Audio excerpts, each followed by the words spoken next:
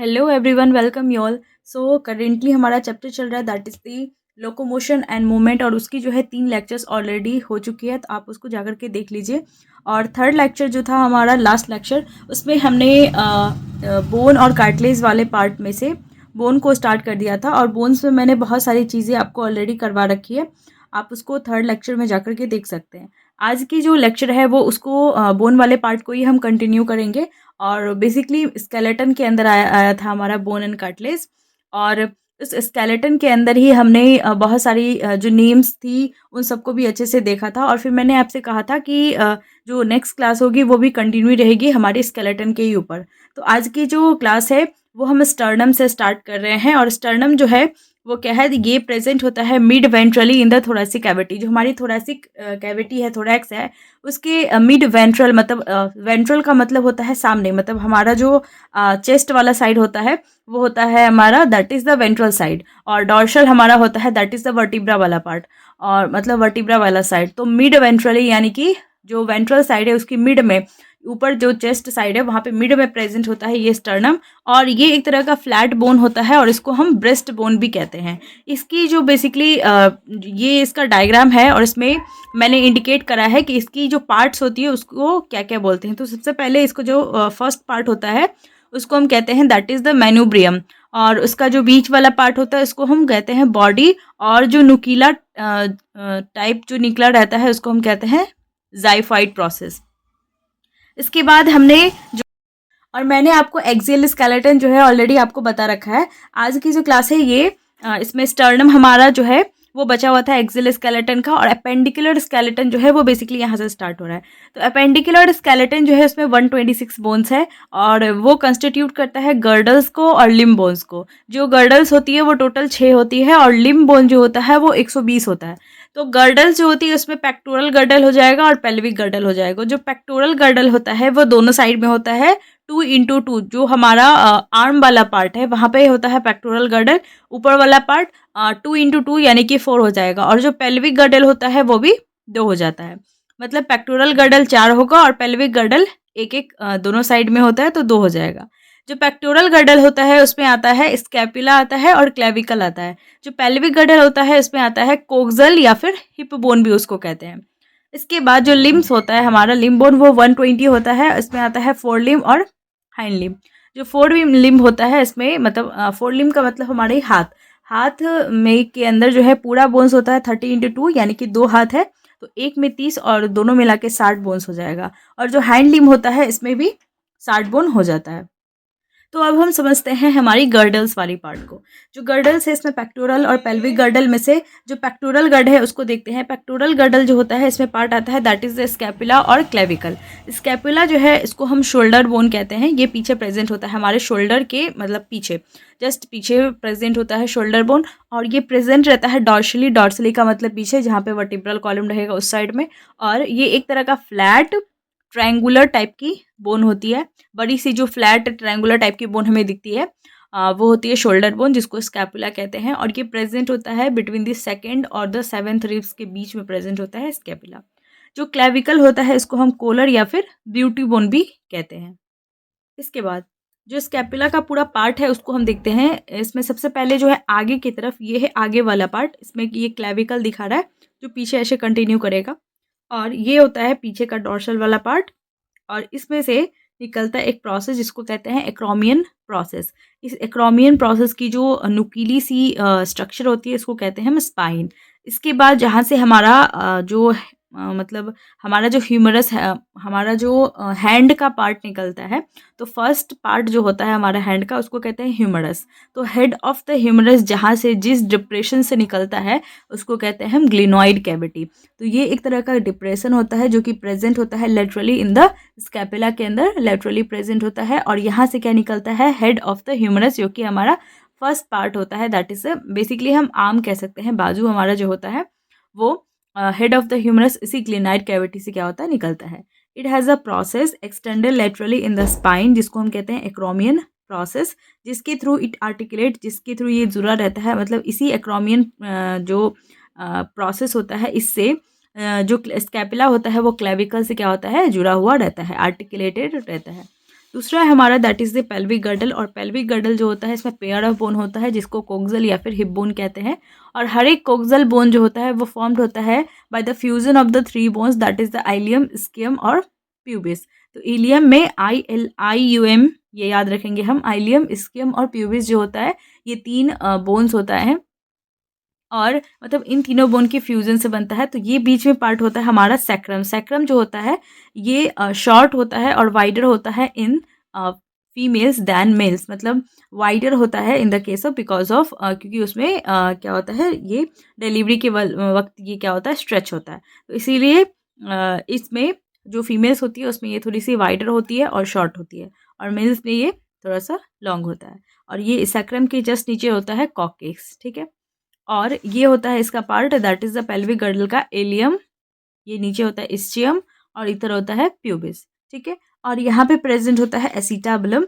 Acetabulum जो है articulate करता है with the head of the femur, और यहाँ से जो होता है हमारा थाई का जो फर्स्ट पार्ट होता है फीमर वो वहाँ से ऑरिजिनेट होता है, तो उसकी जो कैविटी होती है उसको कहते हैं हम एसिटाबुलम।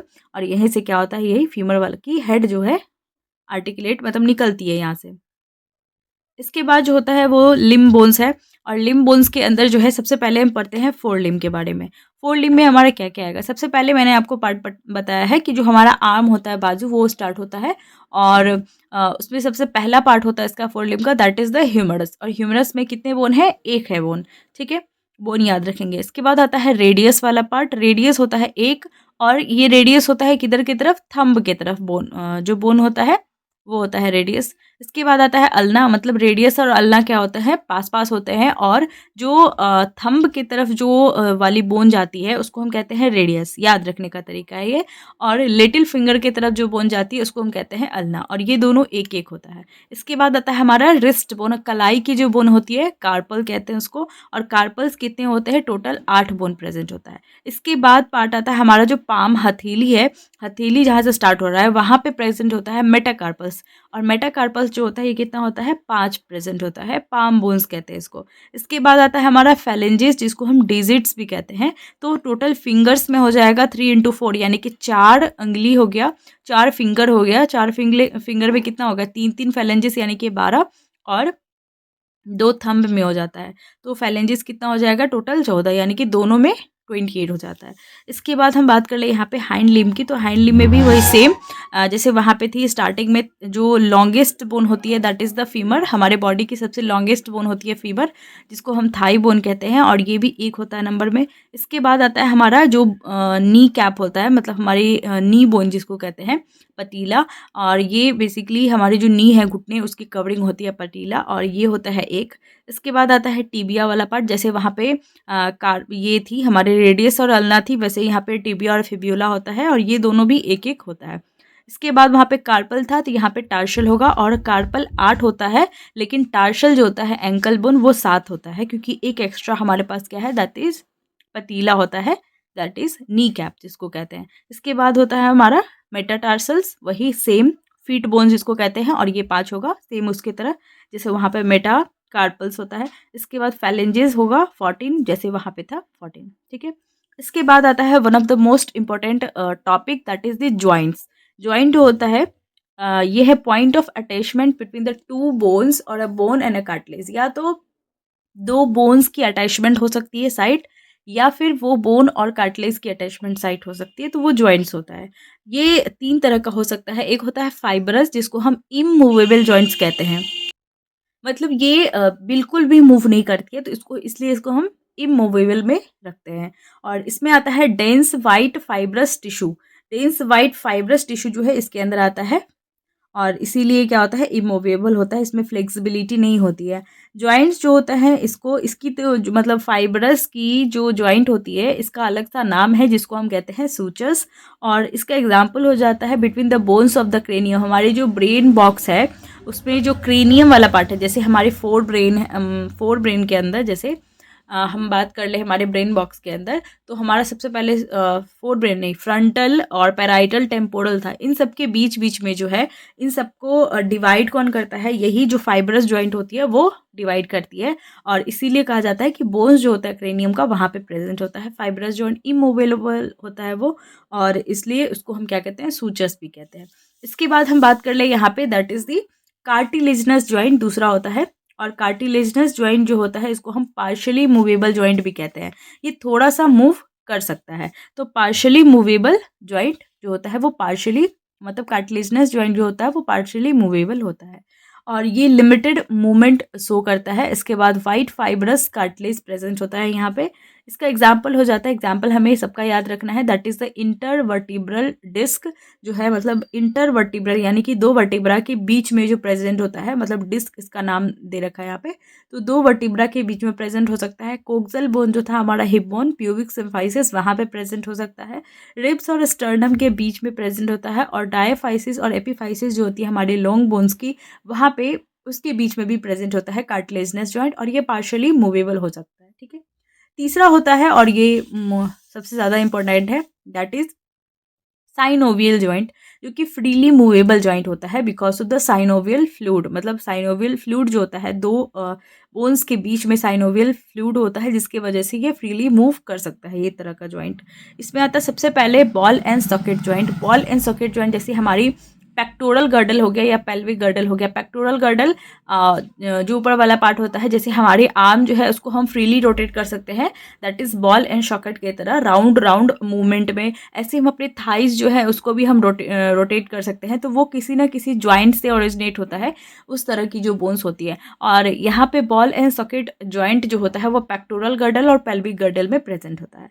हिंज जॉइंट की बात कर ले, हिंज जॉइंट जो होता है जो आगे और पीछे हो सकता है, तो उसमें आता है हमारे एल्बो की जो जॉइंट होती है वो, और नी की जो जॉइंट होती है वो, तो वहाँ पे हिंज जॉइंट प्रेजेंट होता है। तीसरा होता है पाइवट जॉइंट, और पाइवट जॉइंट जो होता है वो एटलास और एक्सिस जो होता है हमारा, वहाँ पे प्रेजेंट होता है। और बिटवीन द रेडियस और अल्ना की जो जॉइंट होती है वो भी पाइवट जॉइंट हो सकता है। इसके बाद हम सैडल जॉइंट की बात कर ले, तो सैडल जॉइंट जो होता है वो कार्पल और मेटाकार्पल जो होता है हमारा थंब का, वहाँ पे प्रेजेंट होता है। तो ये थी हमारी जॉइंट्स के ऊपर बातें। अब हम चलते हैं one of the most important topic कह ले इस पूरे चैप्टर का, वो आता है इसके डिसऑर्डर्स के ऊपर। डिसऑर्डर्स जो होता है इसमें बहुत ही कम ही डिसऑर्डर्स दे रखे हैं और बहुत ज़्यादा इंपॉर्टेंट होता है। ये जो भी एनसीईआरटी में दे रखा है डिसऑर्डर्स, उसको याद रखना है। तो सबसे पहले माइस्थेमिया ग्रेविस के बारे में दे रखा है। माइस्थेमिया ग्रेविस जो होता है ये एक ऑटो इम्यून डिसऑर्डर होता है, जिसमें इम्यून सिस्टम जो होता है एक पर्टिकुलर इंडिविजुअल का, वो प्रिपेयर करता है antibody against their on sale, अपने खुद के सेल जो होता है उसके अगेंस्ट ही एंटीबॉडी प्रिपेयर करने लग जाता है इम्यून सिस्टम, इसलिए इसको कहते हैं ऑटो इम्यून डिसऑर्डर। मतलब खुद का जो इम्यून सिस्टम है खुद को नहीं पहचान पाता है और खुद के जो भी सेल्स वगैरह है उसको किल करने लगता है। तो माइस्थेमिया ग्रेविस इस तरह का एक डिसऑर्डर होता है।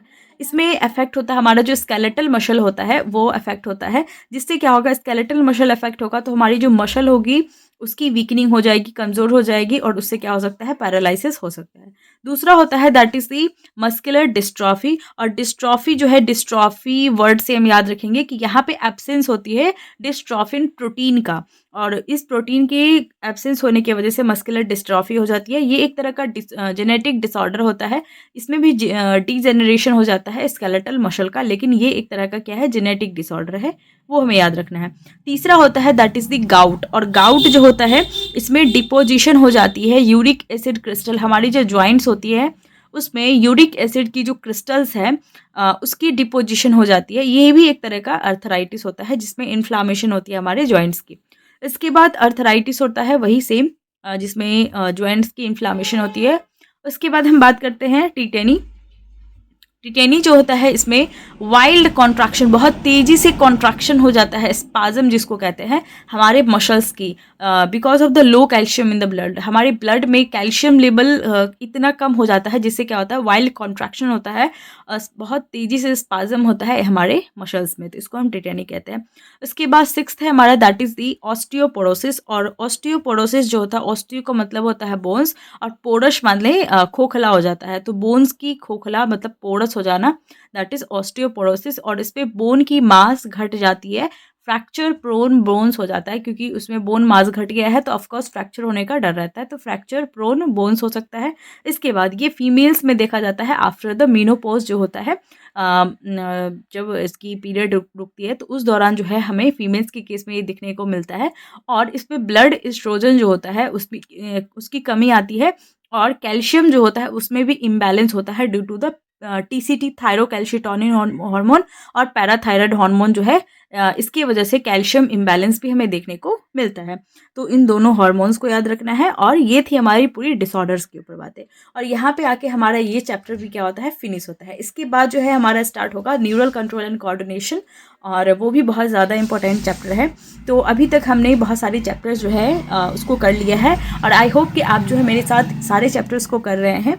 और बहुत छोटे से लेक्चर्स रहते हैं मेरे, तो आई होप कि आप मेरे साथ जो है चैप्टर्स को कर रहे हैं। और सारे हैंड रिटन नोट्स के लिए आप इंस्टाग्राम, टेलीग्राम कहीं पे भी जुड़ सकते हैं। लिंक जो है ऑलरेडी चैनल पे दे रखा है, तो आप वहाँ से जुड़ जाइए। और तब तक के लिए stay tune, stay healthy and thank you.